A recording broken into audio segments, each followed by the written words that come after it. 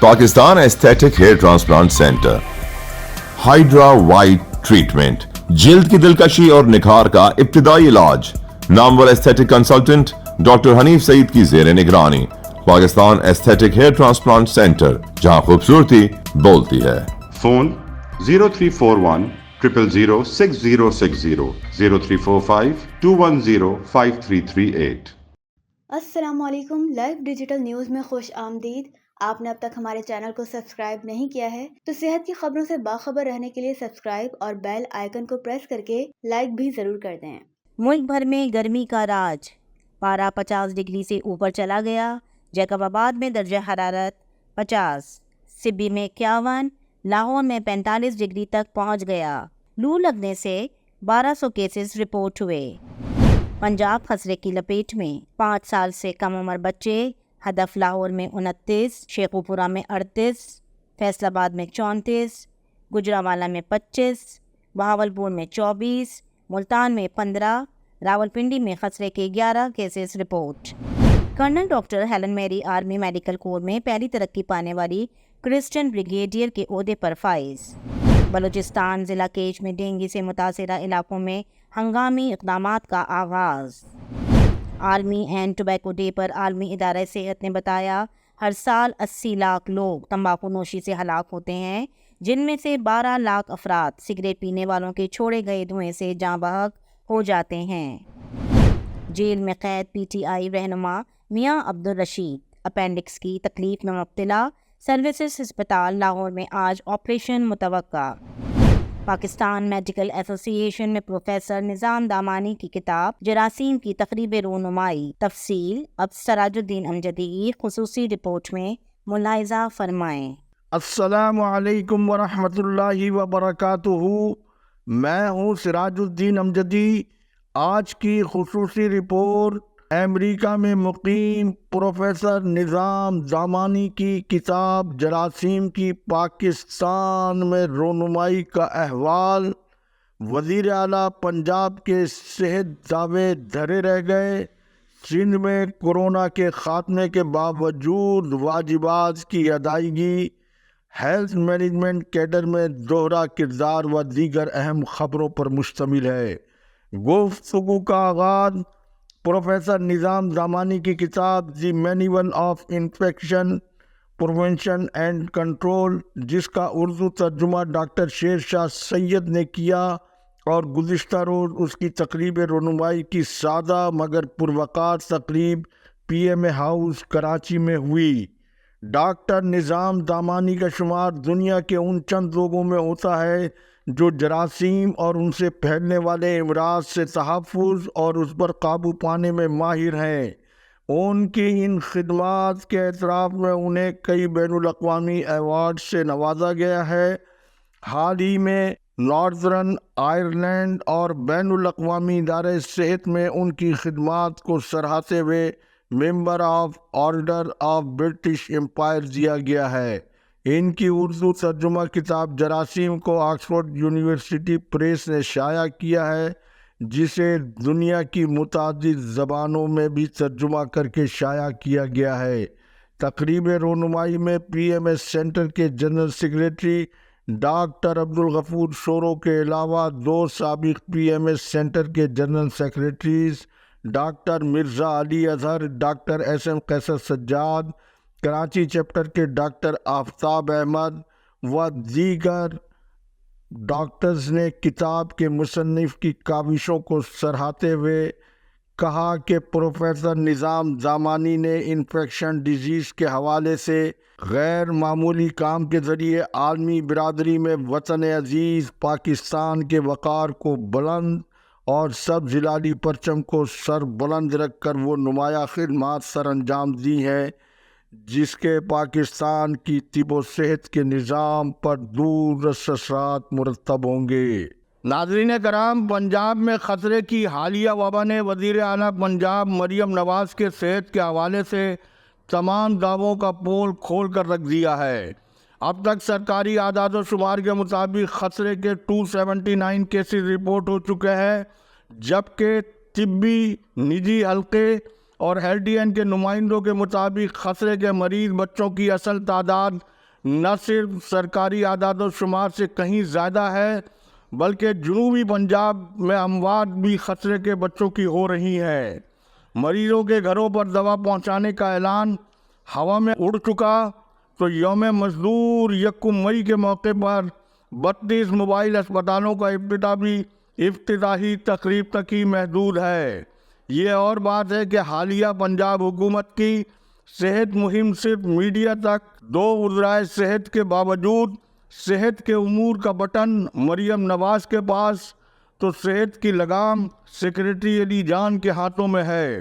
حالانکہ جب وزراء 2 رکھے گئے تھے تو اصولی طور پر سیکریٹری بھی 2 ہونے چاہیے تھے، جبکہ پنجاب میں گزشتہ 2 سال سے نجی نئے پیرامیڈیکل اسکولز کی رجسٹریشن اور تجدید کا عمل مبینہ اسکینڈل نحوس برقرار ہے۔ کروڑوں روپے کی وصولی اور معائنہ و ٹی اے اور ڈی اے کے نام پر کروڑوں روپے لوگوں کی جیبوں میں جانے کے باوجود پنجاب کے تقریباً 450 کے قریب جس میں 200 نئے اسکولز اور کالج بتائے جاتے ہیں ان کی تاحال رجسٹریشن نہ ہونا مریم نواز کی صوبائی حکومت کے لیے بہت بڑا سوالیہ نشان ہونے کے علاوہ Pakistan nursing and midwifery council میں پنجاب کی نمائندگی نہ ہونا صوبے میں نرسنگ کے سرکاری نظام کے زبوں حالی کا ناقابل تردید ثبوت ہے۔ صحت کے حوالے سے بیان دینا اور صحت کے امور کو چلانا 2 الگ الگ موضوعات ہیں۔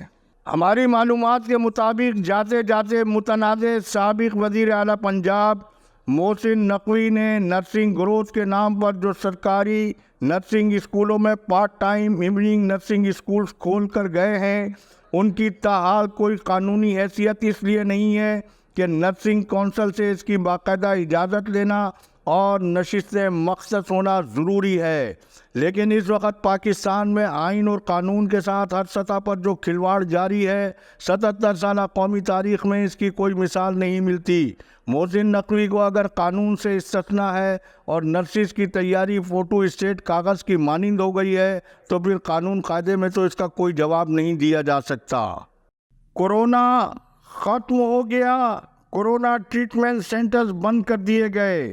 حکومت سندھ کی کابینہ نے کورونا ایمرجنسی فنڈز بند کرنے کی منظوری بھی دے دی۔ نگراں دور حکومت میں کورونا 19 کی عالمی وبا 2019 میں محکمہ سے سندھ کے 89 ڈیز کے ملازمین کے واجبات کی عدم ادائیگی کے لیے محکمہ خزانہ سندھ نے ہاتھ کھڑے کر دیے، لیکن موجودہ مستقل حکومت نے آتے ہی پہلے رہ جانے والے ملازمین کے نام کی ملازمت کی مدت میں جون 2024 تک کی توسیع کا نادر شاہی فرمان امروز جاری کر دیا، اور اسی دوران حیرت انگیز طور پر محکمہ خزانہ سندھ نے حکومت سندھ کو کورونا ملازمین کی واجبات کی ادائیگی کے لیے یاد دہانی کا حیرت انگیز خط بھی جاری کر دیا۔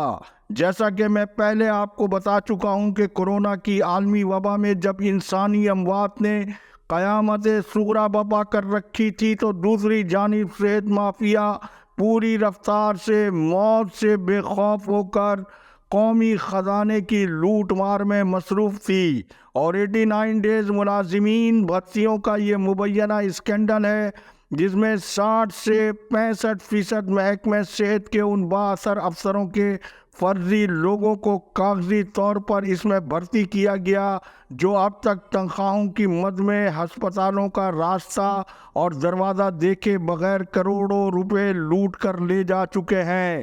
یہاں سوال یہ پیدا ہوتا ہے جب کورونا ختم، سینٹرز بند اور فرض نہ نکالنے کی منظوری حکومت سندھ دے چکی ہو تو پھر خراب معاشی صورتحال میں سندھ بھر کے ہزاروں ملازمین کو جون 2024 تک کی توسیع دینا اور ماڈرن کرپشن آف اسٹائل پر عمل کرتے ہوئے محکمہ صحت کی تاریخ میں پہلی بار China cutting D G health doctor Waqar Mehboob Memon کے ذریعے کورونا ملازمین کی نمائشی اسکروٹنی اور دانستہ پکڑے جانے کے خوف سے سندھ سروسز اسپتال کراچی کے ہائی جیکر قبضہ انتظامیہ جو doctor Sikandar Iqbal senior medical افسر اور اینٹی کرپشن میں زیر تحقیق خود ساختہ اکاؤنٹنٹ وہاب اللہ یوسفانی نے مذکورہ اسکروٹنی سے باہر رہ کر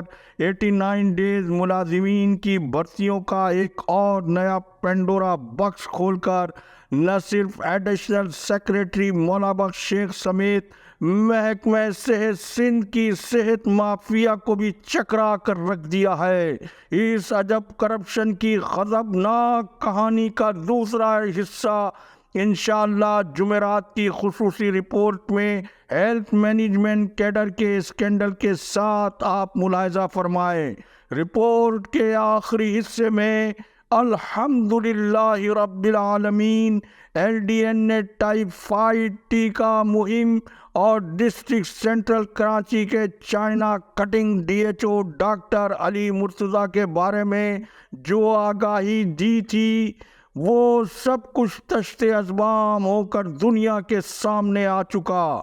عالمی ادارے صحت کے مذکورہ فنڈز کو بھی دیگر محکمہ صحت کے مالیاتی اسکینڈل کی طرح دفن کرنے کی یا غبن کرنے کی کوئی بھی کوشش نہ صرف صدر مملکت آصف علی زرداری کی صدارت پر اس کے منفی اثرات مرتب ہو سکتے ہیں بلکہ آئندہ ڈونر ایجنسیاں سندھ میں کسی بھی ایسے منصوبے پر فنڈنگ کو نہ صرف روک سکتی ہیں بلکہ سخت شرائط عائد کر کے حکومت سندھ کو مختلف مشکلات میں بھی ڈال سکتی ہیں۔